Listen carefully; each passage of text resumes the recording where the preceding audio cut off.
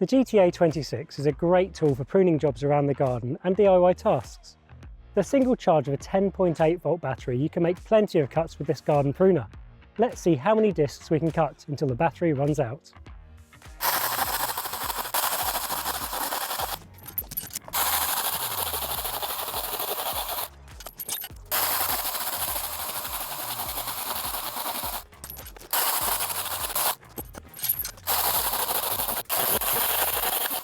So there we are, that's 145 cuts made on one single charge.